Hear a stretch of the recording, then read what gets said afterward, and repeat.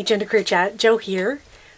You might hear some racket over here because Eli's in his kitty tree for the first time in a long time because I took the air conditioner out of that window.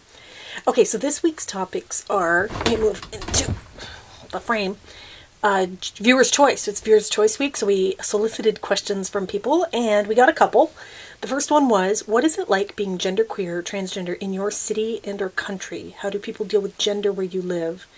And what do you know about other societies? What's it like being genderqueer somewhere else? It's a very interesting question. As you know, or maybe not, I'm Canadian. I live in southern Ontario, very close to the US border. And I lived in Toronto for a few years in my 20s. And I lived in Iqaluit, Nunavut, which is an Arctic town, a fly-in only town. At the time it was population 3,000, it's now 6,000. It's doubled in the 15 years since I've lived there, and it's the capital city of the new territory of Nunavut. And I grew up in a city called Hamilton, Ontario, close to Toronto, a large city. And I now live in a dot on the map. So now I live in the country. So I will talk about southern Ontario, and I will talk about northern Canada, Nunavut, and the variations there. So my first inkling when I read the question was that Canadian culture is kind of gender accepting in a way that I think some other cultures aren't. And half of me thinks it's because of the weather. When you live in a cold climate, or a climate that is prone to extremes of weather, which Canada, this part of Canada is, we have extremely hot summers, but we have very, very cold winters. You know, yeah, I grew up wearing when I was a little kid, I wore a snowsuit. They were called cougar boots, these big lace-up boots on snowy winter days. Boys and girls both wore them. Back in the 70s when I was a little kid, there was no pink, no pink boots for the girls. And now it's changed, of course. The gender fuckization, fuckery. No, the genderization of clothing now is terrible. But back when I was a kid, you did bundle up, and bundling up tends to kind of, at that time, you could kind of be a little tomboy playing in the snow. I remember going down tobogganing and stuff like that, doing all kinds of activities that involved wearing gender-neutral clothing. Like, you didn't wear skirt. It's not like we live in a country where, you wear a burqa or something, or you're wearing, skirts and stuff like that. We wore snowsuits. I mean, sometimes I think that weather kind of neutralizes a lot of the gender-ishness. And it brought back a memory back when I lived up north in the Arctic. You had to wear these big white, you didn't have to, but I mean, it was minus 45 some days. We wore big white boots. They were called Sorels. That's the brand name. They're knee-high, felt-lined rubber boots. And most people wore them for most of the year. And there was a dance club. It was the Royal Canadian Legion. And when you arrived, and there was no, buses in the town. Most people walked to the Legion on a Saturday night. And when you got there, it's not like you changed into your dancing shoes. Like, you'd dance. You'd take off your coat. You'd check your coat.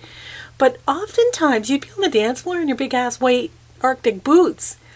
And that always kind of cracked me up. There's kind of I want to say, a mountain man atmosphere in some ways that I think it's different in the U.S. It's different in warmer climates where a lot of women kind of dress a little skimpier. Anyway, that's just what I was thinking in the way of clothing and being Canadian. I also grew up, I want to bring in socioeconomic class into this because I grew up in a working class city. Hamilton was known as Steel Town. It was just the steel industries. That's pretty much all it was. Most people had a family member who worked for a factory. My dad was a factory worker. My mom worked in a cafeteria in a factory. And factory workers tend to wear coveralls.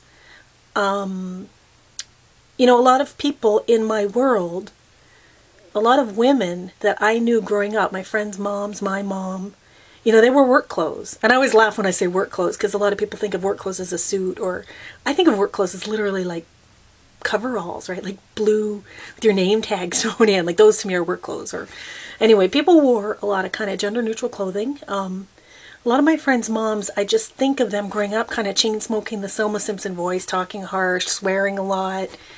I think a lot of my gender role models were people's moms who were blue-collar workers. And femininity is not really encouraged or embraced in a blue-collar culture. I mean, you might dress up to go out on a Saturday night, but again, you're wearing your Sorel boots, if you're in the Arctic type of thing. So, yeah, I wasn't surrounded by heavy-duty gender extremes.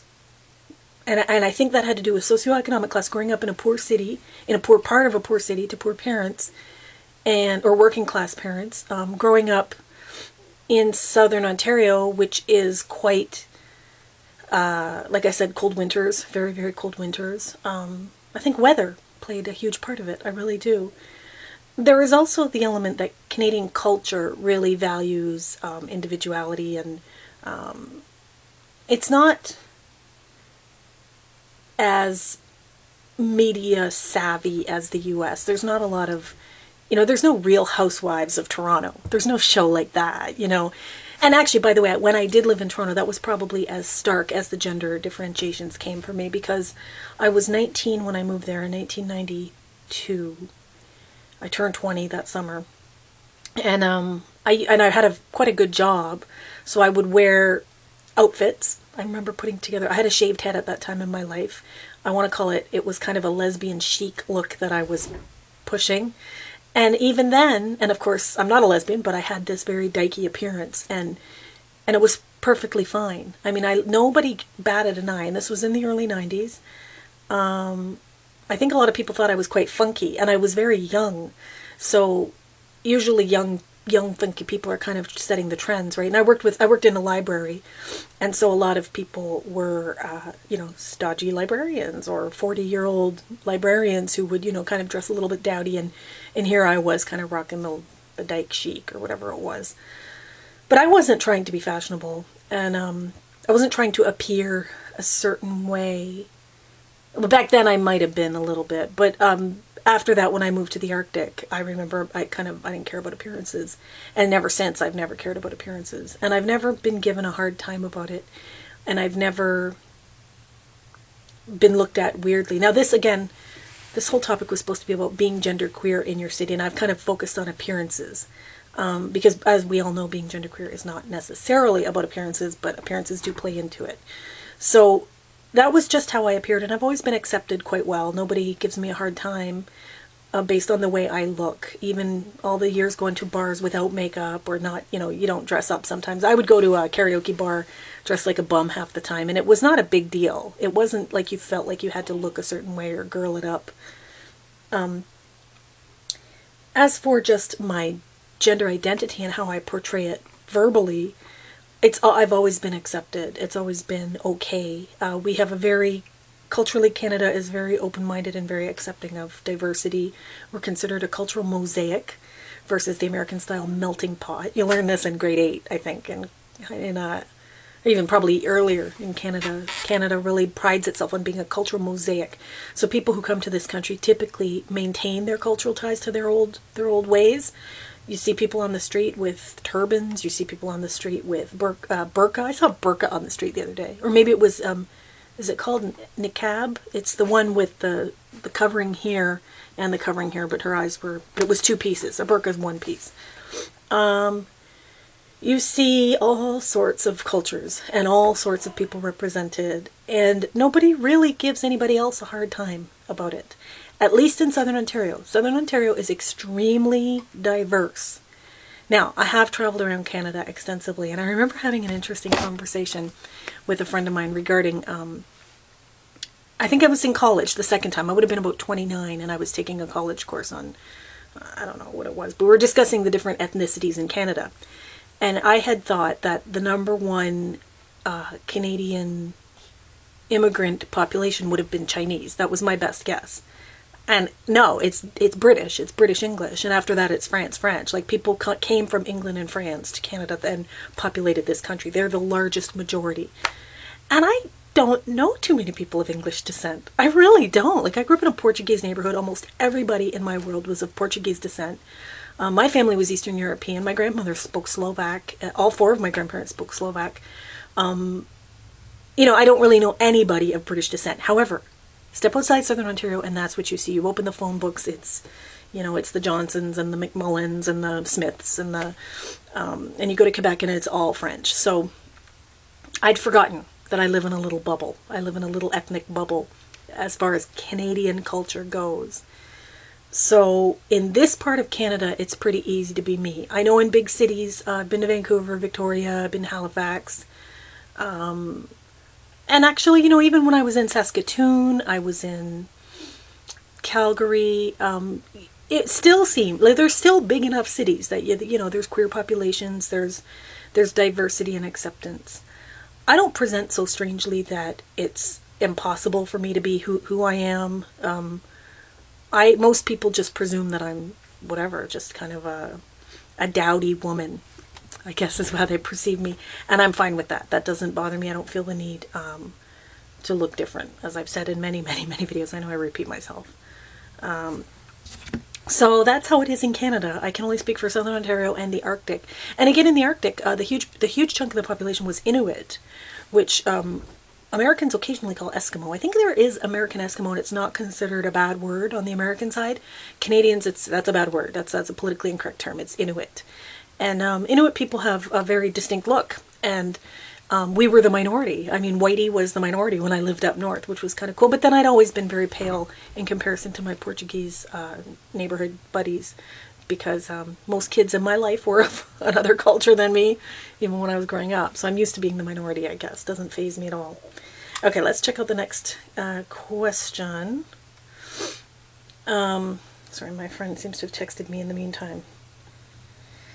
What does the genderqueer world think of Andrei Pejic? Is that his name? Now, I don't know much about him at all, so I will not make too many comments. But I saw the pictures, and my first reaction was, ugh. And the reason I think, ugh, is, and I know it's funny because all the other GQC people were saying they loved it and it was great that somebody androgynous was portrayed in the media. But my first reaction was, must be fucking nice to walk around top-free, get photographed top-free and be on the front cover of magazines, and that's all well and good. When if I were to do that, that's illegal or sexual or pornographic or whatever. Because as you know, a man's chest is not considered sexual. A man's bare chest or which was funny because even though facially and even bodily he's quite feminine and he was made up to the nines, made up to look like a woman, but there were several photos where he was top-free. And I have a bit of a top-free issue because back in the early 90s, back in 94 actually, the year that I moved to Toronto, when I was 19 years old, my sister and I and several of our friends marched on the Peace Bridge over to Buffalo. Because at that time New York State had changed the law to allow women to breastfeed in public without being arrested for indecent exposure. And a woman in Guelph had mowed her lawn top-free and gotten arrested for indecent exposure. So we protested that, and eventually the laws in Ontario got changed. So now it's legal for Canadian women, actually Ontario women, but I think it might be Canadian-wide at this point, to go top-free. They can't arrest you if you walk around without a shirt on. However, you and I both know no one does it. It's socially unacceptable. It's socially still considered sexual. It's still considered, breasts are still considered, you know, sexual parts of your body, even though on a man they're not. So whenever I see something like a gender variant person in the media, actually I'm going to rephrase that. Whenever I see someone, a man, who can camp it up like a woman, because a lot of drag queens can do this too, it's usually considered kind of cute or funny, or people love it, or they think it's weird, but it's not disturbing the way it seems to be disturbing when women portray themselves as men. I don't know why that is, but